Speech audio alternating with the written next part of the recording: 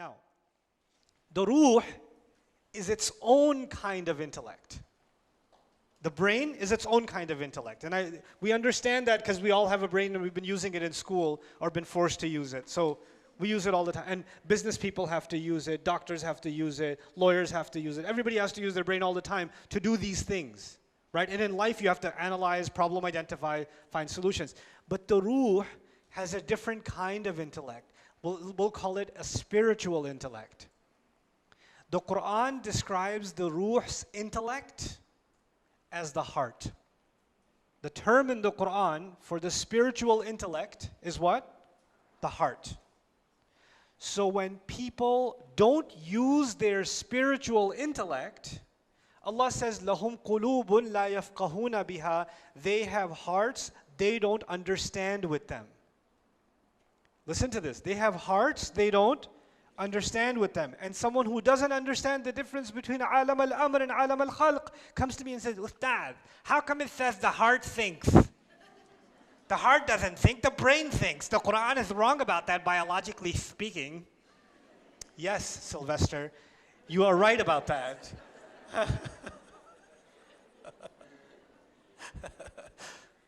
The reason for that is the Quran is not talking about the physical heart.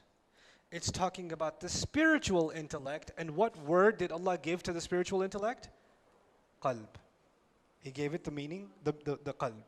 And when people stop using their spiritual intellect, He says their hearts have become hard.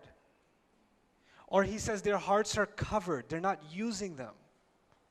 Or their hearts are even dead.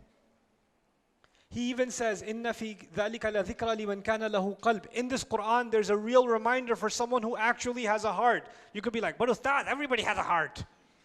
Yeah, but some people have abandoned their spiritual intellect. They've abandoned their other heart. They're only using this one, not this one. You understand? Okay. Now, it's analyzing. The spiritual heart is also analyzing. But it's not analyzing for food, and it's not analyzing for shelter or clothing or more money. It's not analyzing for that. It's analyzing to fill some other kind of void. Because the physical body gets hungry, the physical body gets thirsty, the physical body has physical, sexual urges, the physical body wants to preserve itself, safety. Those are all needs of the physical body and the physical mind. But the spiritual heart is looking for spiritual food. So you're going to go have the best food with your friends, and you had a great time, but you're feeling an emptiness inside. And that's because your spiritual intellect is analyzing and saying, I didn't find what I was looking for. And then I'm going to go somewhere else and find it. And then I'm going to try to find it somewhere else and find it somewhere else. You guys should look up Abdullah Rothman if you don't know who that is. Abdullah Rothman, R-O-T-H-M-A-N. One of the most amazing human beings on this planet, by the way. So his story, listen to his story. I'll tell you a brief synopsis of his story. He comes from a family of, great psychologists and pioneers in psychology. And he became interested in the question of what is the soul. He just became interested in that question. What is it? And he's a white guy. And he doesn't come from a religious background at all. And he wants to understand the soul. So he says, okay, I'm going to look at psychology last. I'm going to look around the world for what people say about this thing they call the soul.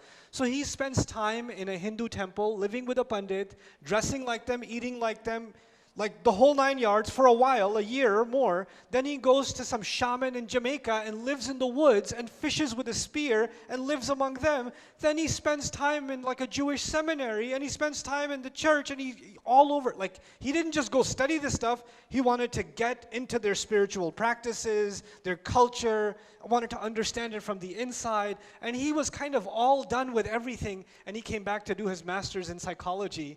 And somebody asked him, did you do Islamic psychology? You look at Islamic spirituality? He goes, really? Islam? And he started looking into it, and he says, this is it. And he took Shahada. And he's head of the Islamic psychology program at Cambridge Islamic College. He studied under a sheikh in Sudan. He got married in Sudan. And mashallah, studied Arabic, studied psychology in depth. And just because of the analysis of the ruh, of wahi. is something inside him seeking. This is something Allah gave inside every human being. Some people are able to silence it more than others, right? But it's inside all of us. Sign up for Bayyinah TV today and watch this deeper look of Surah Al-Insan plus many existing surahs and future surahs to come.